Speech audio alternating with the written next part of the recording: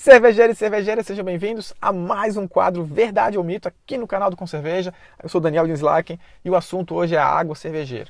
Então vamos lá. A água muda o gosto da cerveja? E aí, verdade ou mito? Posso falar para vocês que é verdade. A água muda o gosto da cerveja.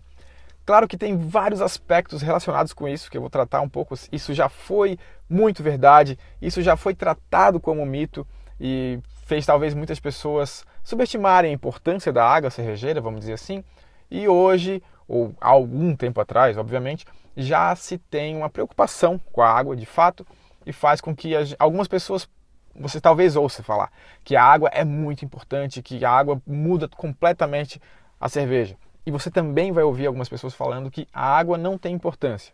Quando essas pessoas falam que a água não tem importância, ela está querendo dizer que a gente pode mudar a água como a gente quiser. Ou seja, a água de um determinado local não é tão importante para a cerveja ficar boa, porque você pode ajustar aquela água.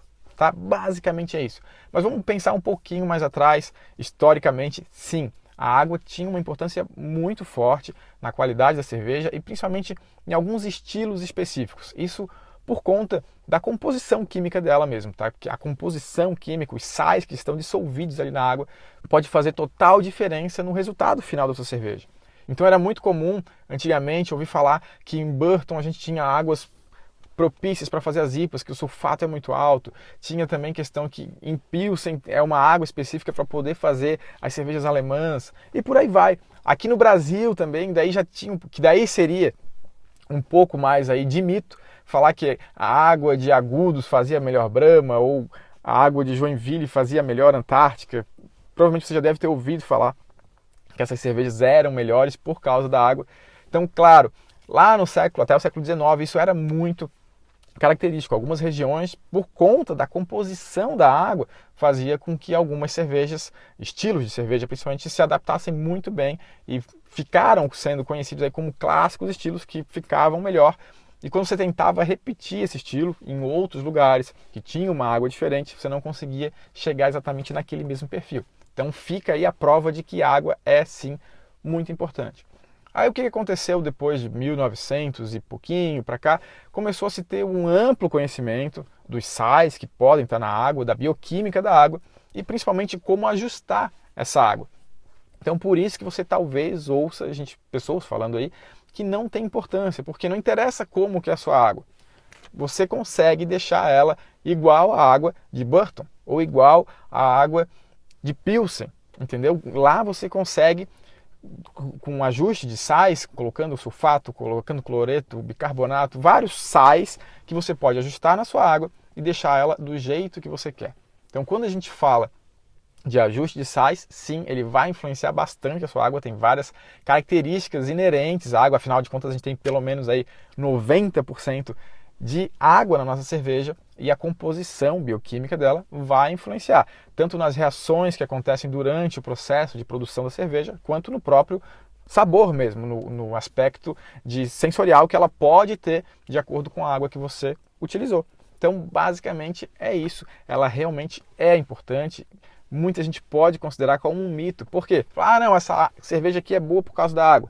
Não, porque eu posso colocar a água do jeito que eu quero. Então é muito comum, por exemplo, se você tem uma água mineral, você tem o perfil da sua água, você ajusta e deixa ela como você quer. Aqui no Brasil não é muito difundido, mas nos Estados Unidos, por exemplo, é muito comum utilizar águas com osmose reversa, que fala. Basicamente você tira todos os sais, deixa ela pura, sem sal nenhum, e você coloca os sais que você quer na proporção que você quer para ficar com a água mais adequada para o estilo que você está fazendo. Digamos que é um refinamento. O próprio John Palmer, que eu diria que é uma referência aí quando o assunto é água cervejeira, ele fala que os sais são como se fosse o tempero da cerveja. Então os sais que tem na água é como se fosse o tempero da cerveja. Se o cozinheiro bota ali o sal, a pimenta e tal para refinar o sabor da sua comida, na cerveja esse ajuste de sais seria o refinamento da cerveja do mestre cervejeiro.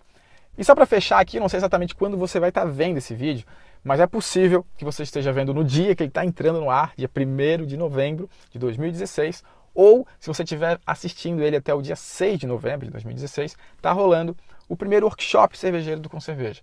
E se você está vendo hoje, dia 1º, amanhã eu vou fazer uma aula específica sobre água cervejeira. Vou inclusive mostrar como que se faz ajuste e tudo mais.